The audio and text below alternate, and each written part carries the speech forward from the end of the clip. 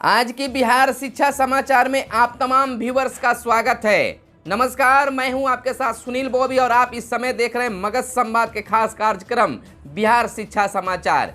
बिहार शिक्षा समाचार में हम बताते हैं बिहार के शिक्षकों को लेकर छोटी बड़ी खबरें, विद्यार्थियों के लिए हर छोटी बड़ी खबरों को बताते हैं कौन सा परीक्षा कब है, कब कौन सी वैकेंसी आ रही है, शिक्षकों को लेकर क्या चल रहा है। बिहार शिक्षा विभाग के तमाम पहलुओं पर रखते हैं हम नज़र और बिहार शिक्षा विभाग से निकलने वाली हर चीज़ों पर हम बताते हैं। और इधर बिहार के विद्यार्थियों के लिए हर वैकेंसी से अपडेट भी रखते हैं।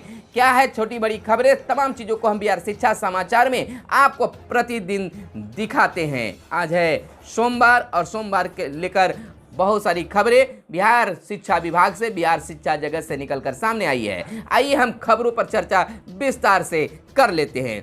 पहले हम बता दें कि अब जैसे ही विद्यालय खुल चुकी है वैसे ही अब गुरुजी धड़ाधड़ छुट्टी लेना शुरू कर चुके हैं। आपको बताते चले कि पढ़ाई शुरू होते ही आने लगे गुरुजी के छुट्टी का आवेदन। इधर स्कूलों में बच्चों की पढ़ाई शुरू हुई तो गुरुजी के छुट्टी के आवेदन भी धड़ाधड़ आने शुरू हो गए हैं। छुट्टी लेने वाले गुरुजी के में पुरुष गुरुजी भी हैं और महिला गुरुजी भी। गुरुजी के छुट्टी पर जाने पर असर बच्चों की पढ़ाई पर भले ही नहीं पड़ रहा है, लेकिन उनकी कक्षाओं को अरेंज करने में स्कूलों के प्रशासन को मशक्कत करना पड़ता रहता है। राज्य के स्कूलों में नया शैक्षणिक सत्र हर साल अप्रैल माह में शुरू होता है। इस साल भी बच्चे कोरोना की पहली लहर की वजह से बिना परीक्षा पुरानी कक्षा में से पूर्णत होकर अप्रैल माह में नई कक्षा में पहुंच चुके हैं। नई कक्षा में 5 अप्रैल से पढ़ाई शुरू होनी थी। कोरोना की पहली लहर में पढ़ाई की क्षति की भरपाई के लिए 80,000 सरकारी स्कूलों में दूसरी से 10वीं कक्षा तक के छात्र छात्राओं को 3 माह तक पुरानी कक्षा के ही पाठ पढ़ाए जाने थे। इसलिए कैचअप कोर्स को तैयार हुआ था और इसके पढ़ाने की ट्रेनिंग भी शिक्षकों को मिल चुकी थी, लेकिन तैयारियां धरी रह गई, इसलिए कि कोरोना की दूसरी लहर की दस्तक आ चुकी थी। इसके मद्देनजर राज्य के स्कूल, कॉलेज, यूनिवर्सिटी एवं कोचिंग सहित सभी प्रकार के शिक्षण संस्थान गत 5 अप्रैल से बंद कर दिए गए थे। लेकिन दूसरी लहर की रफ्तार की भयावहता जब थमने के बदले बढ़ती चली गई तो 5 मई से 15 मई तक राज्य सरकार द्वारा राज्य में लॉकडाउन लगाई गई। और जैसे ही स्कूल खुल चुकी है तो शिक्षक यानी कि गुरुजी भी अब धड़ाधड़ छुट्टियां लेना शुरू कर चुके हैं। कभी दूसरी खबर की ओर चलते हैं, कभी ट्रांसफर और 15% वृद्धि तो कभी प्रधान अध्यापक की नियुक्ति का खेल। आखिर कब तक? संगठक मुक्त दर्शक क्यों? विगत वर्ष स्वतंत्रता दिवस 2020 के अवसर पर माननीय मुख्यमंत्री महोदय के द्वारा की गई घोषणा के बाद भी न तो महिला और दिव्यांग शिक्षकों का तबादला हुआ और न ही 15% की वेतन वृद्धि, जबकि इस वर्ष स्वतंत्रता दिवस 2021 के शुभ अवसर पर माननीय मुख्यमंत्री जी के द्वारा घोषित प्रधानाध्यापक की नियुक्ति की अधिसूचना 2 दिनों के अंदर जारी तो हो गई, पर क्रियान्वयन कब तक होगा यह तो भविष्य तय करेगा। यानी कि शिक्षा विभाग के लिए मुख्यमंत्री के द्वारा धड़ाधड़ ऐलान घोषणा किए जाते हैं, लेकिन धरातल पर कब आता है यह पता भी नहीं चल पाता है। जैसा कि बीते पहले की बात है कि नियोजित शिक्षकों को लेकर तबादला और 15% की वेतन वृद्धि का ऐलान हो चुका है, लेकिन अब तक दोनों चीज़ों में से एक चीज़ का भी लाभ शिक्षकों को नहीं मिल पाया है। इधर तीसरी खबर पर हम चर्चा कर लें कि विश्वविद्यालय में ऑनलाइन पढ़ाई की अनुमति। उच्च शिक्षा की बात है, विश्वविद्यालय अनुदान आयोग शुल्क करने जा रहा है 123 1 2 3 ऑनलाइन कोर्स, यानी 123 कोर्स, 40 पाठ्यक्रम स्नातकोत्तर और 83 स्नातक छात्रों के लिए होंगे। विश्वविद्यालय अनुदान आयोग यूजीसी ने देश भर के विभिन्न केंद्रीय और अन्य विश्वविद्यालयों के लिए ज़्यादा लचीले नियम बनाए हैं। इसके तहत नियमित विश्वविद्यालयों को कोरोना महामारी के बाद भी ऑनलाइन कोर्स चलाने और अन्य महत्वपूर्ण पाठ्यक्रमों को दूरस्थ शिक्षा के नीति जरिए संचालित करने की अनुमति दी है। यानी कि यूजीसी ने 123 विभिन्न ऑनलाइन पाठ्यक्रमों को शुरू करने का फैसला किया है। इसमें से 40 पाठ्यक्रम स्नातकोत्तर छात्रों और 83 स्नातक छात्रों के लिए होंगे।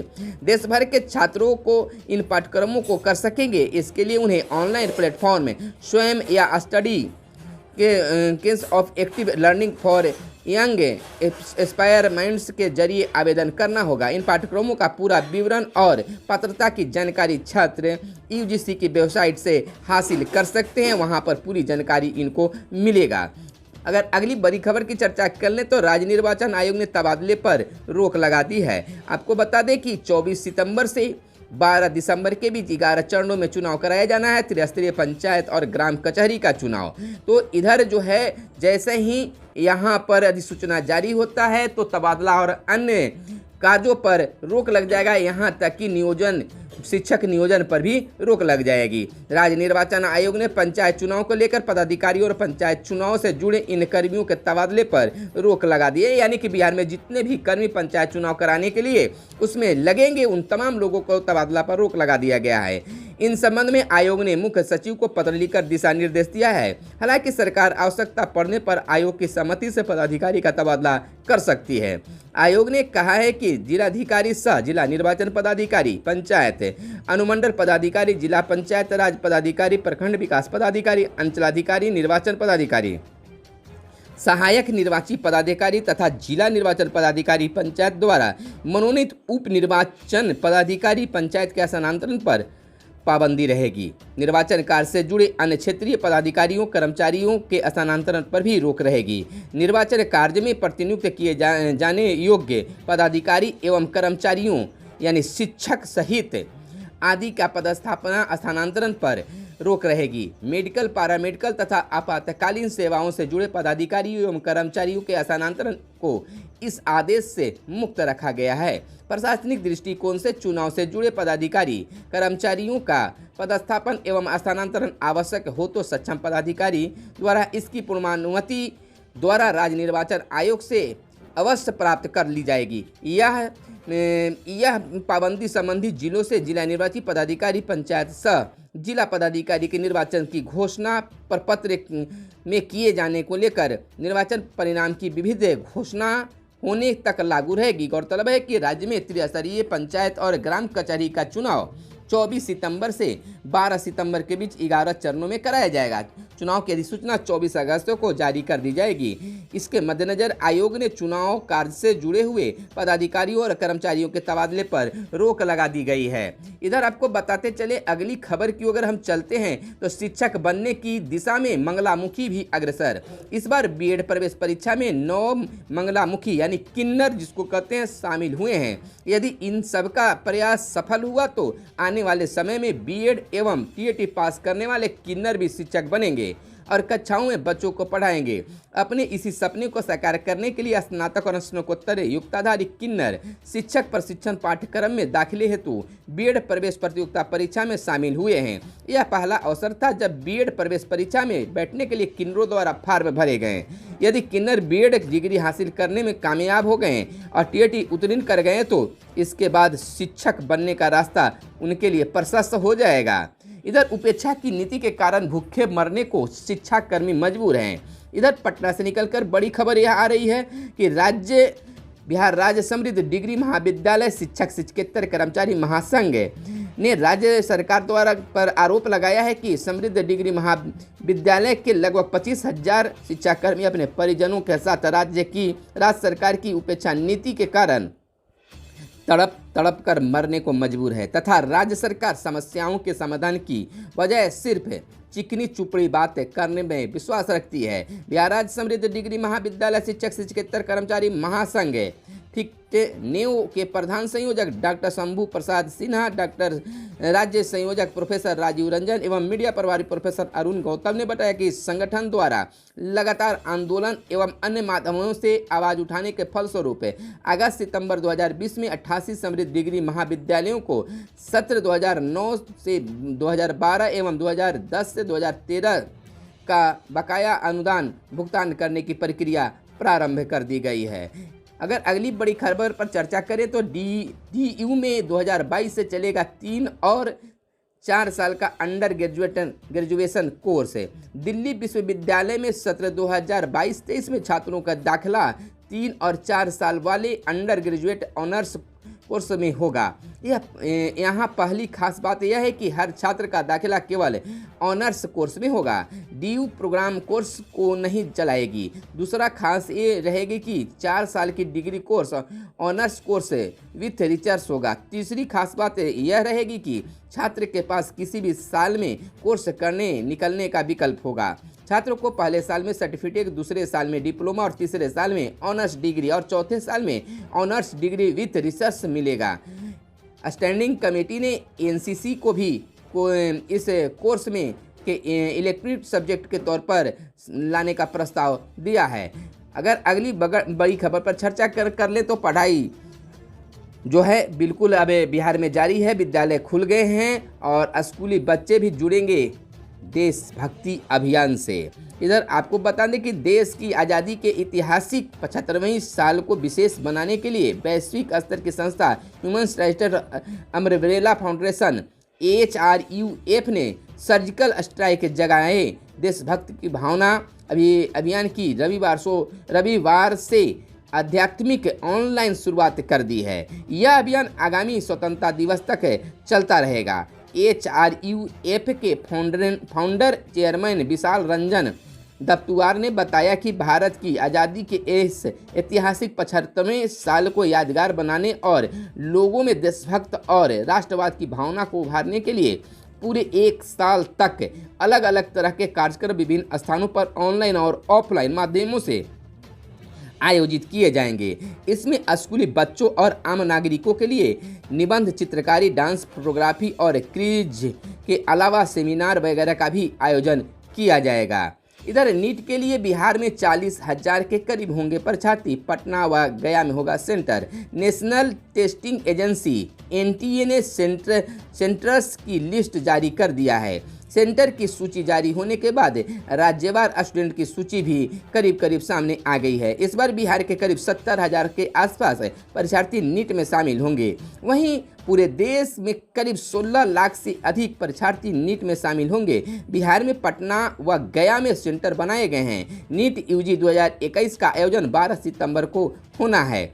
इधर अगली बड़ी खबर की बातें कर ले तो बिहार के शिक्षा विभाग से ही है कि इस जिले में और विद्यार्थियों के लिए भी बड़ी खबर सामने निकल कर आते जा रही है। कंपार्टमेंटल और इम्प्रूवमेंट परीक्षा के लिए पटना में करीब 25 सेंटर। CBSE बोर्ड की 10वीं व 12वीं प्राइवेट कंपार्टमेंटल और इम्प्रूवमेंट परीक्षा 25 अगस्त से शुरू हो रही है।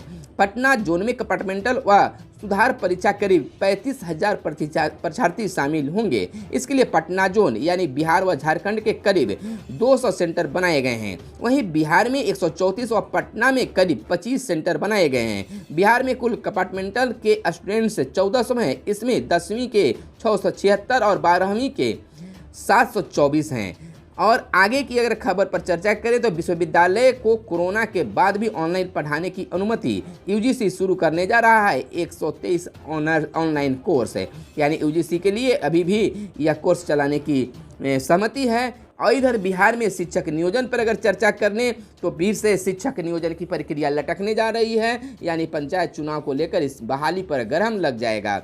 इधर दूसरी बात यह है कि 94,000 पदों की काउंसलिंग में करीब आधी सीटें खाली रह जाएगी, जो बिहार सरकार के लिए एक सिर दर्द भी है। राज्य के प्रारंभिक स्कूलों में करीब 94,000 पदों पर नियुक्ति को लेकर जुलाई और अगस्त में हुई काउंसलिंग ने सरकार की चिंता बढ़ा दी है। हालांकि अभी तक सभी जिलों से अगस्त में 10 और 13 अगस्त को संपन्न काउंसलिंग की रिपोर्ट शिक्षा विभाग को नहीं मिल पाई है, लेकिन जिलाधिकारी से मिली चयन की मौखिक सूचनाओं ने विभाग की पेशानी पर बल डाल दिया है। 94,000 पदों में से आधे से अधिक के खाली पद रह जाने की आशंका के मद्देनजर विभाग ने कारणों की पड़ताल आरंभ कर दी है। पूछे जाने पर शिक्षा विभाग के अपर मुख्य सचिव संजय कुमार ने रविवार की शाम बताया कि विभाग इस बात को लेकर चिंतित है कि आखिर इतने कम उम्मीदवार क्यों काउंसलिंग में शामिल हो रहे हैं और इतनी बड़ी संख्या में पद कैसे खाली रह रहे हैं। श्री कुमार ने बताया कि इसके कारणों की समीक्षा की जा रही है और मिली जानकारी के मुताबिक अपर मुख्य सचिव के निर्देश पर प्रारंभिक शिक्षा निदेशक अमरेंद्र प्रताप सिंह ने विभाग के वरीय अधिकारियों को काउंसलिंग में कम शिक्षकों के चयन को लेकर जिलों में भेजा है। 4 बड़े जिले जहां अधिक पद थे कम पर चयन हुए और मेधा सूची से लेकर काउंसलिंग की प्रक्रिया में चयन तक की अधिक शिकायतें मिली हैं, वहां अफसर 2-2 दिन रहकर आ भी गए हैं। इसमें दरभंगा, मधुबनी, मुजफ्फरपुर और मोतिहारी जिले शामिल है। अगले 2-3 दिनों में वे विभाग को अपनी रिपोर्ट देंगे। कुछ और जिलों में जाकर अफसर यानी पदाधिकारी इसका जायजा लेंगे और बताएंगे कि आखिर यह सीट कैसे खाली रह गई है। इधर एक पेच की अगर खबर की चर्चा कर लें तो पेंशन कटौती में 2016 के एक निर्णय से आ रही है अड़चन। यह पेंशन फंड के लिए वेतन सीमा पर लगी 15,000 रुपये की सीमा हटाने के खिलाफ ईपीएफओ और केंद्र सरकार की अपीलों पर सुनवाई संविधान पीठ को भेजी जा सकती है। सुप्रीम कोर्ट 24 अगस्त को इस पर आदेश दे सकता है। यह मुद्दा 2016 के फैसले के कारण उठा है जो सुप्रीम कोर्ट के आरसी गुप्ता बनाम केंद्र सरकार मामले में दिया है। ईपीएफओ ने कहा है कि सुप्रीम कोर्ट ने सितंबर 2014 के संशोधन के कट ऑफ डेट में यह तय नहीं किया था कि फंड में कितनी राशि जानी है, लेकिन हाई कोर्ट ने फैसले को आधार मानते हुए पेंशन योग्य वेतन सीमा खत्म कर दी है। इस पर जस्टिस यू ललित की पीठ ने कहा है मामला बड़ी बेंच को भेजने में ही औचित्य है, यानी कि यह पेच फंसी हुई है और नवंबर से शुरू होगी डीएनबी की पढ़ाई। राजवंशी नगर अस्पताल में 15 सीट पर होगा नामांकन। सीट बढ़ाने की हो रही है कोशिश, प्लानिंग चल रही है। इधर आपको बता दें कि राजवंशी नगर स्थित LNJP हड्डी सुपर स्पेशलिस्ट हॉस्पिटल में नवंबर से 3 वर्षीय पारा स्नातक course DNB diploma of national board की पढ़ाई शुरू हो जाएगी। 15 सीटों के लिए national board of examination NBE की टीम निरीक्षण कर चुकी है। इसकी आपत्तियों के विरुद्ध निराकरण प्रस्ताव भी भेज दिया गया है। तो यह थी आज की बड़ी खबरें, लेकिन कुछ और खबरें हैं जो आपको जानना जरूरी है। प्राथमिक कक्षा में ही हो रहा है संस्कृत का अध्ययन। प्राथमिक कक्षा से ही हो संस्कृत का अध्ययन। बिल्कुल पढ़ाई का संस्कृत का अध्ययन जो है प्राथमिक स्तर पर होनी चाहिए। बिहार संस्कृत संजीवनी समाज की ओर से पटना में काजीपुर स्थित राजकीय संस्कृत महाविद्यालय में संस्कृत दिवस समारोह मनाया गया और यह जो मुद्दा उठाया गया है बिल्कुल सही मुद्दा है। CBSE स्कूलों में फंसी टीसी तो 2 दिन में नामांकन कैसे होगा, मुश्किल है। बाढ़ के कारण BPSC से परीक्षा तिथि बढ़ाने की मांग की गई है। 513 स्कूलों के भवन निर्माण पर खर्च होंगे 1217 करोड़। पहले चरण में पटना में 17 भवनों का निर्माण होगा पूरा। तो यह थी अब तक आपने जो भी शिक्षा समाचार में खबरें जाने वह आपके लिए हम चुनकर खोजकर लाए हैं और लाते रहते हैं। प्रतिदिन आपको हम बिहार शिक्षा समाचार से आपको अवगत कराते हैं। यह आपको वीडियो कैसा लगा, यह खबर आपको कैसा लगा जरूर कमेंट बॉक्स में बताएं। वीडियो पसंद आए तो लाइक जरूर करेंगे। चैनल को अब तक सब्सक्राइब नहीं किए तो चैनल को जरूर सब्सक्राइब कर लेंगे। धन्यवाद। जय हिंद, जय भारत, वंदे मातरम।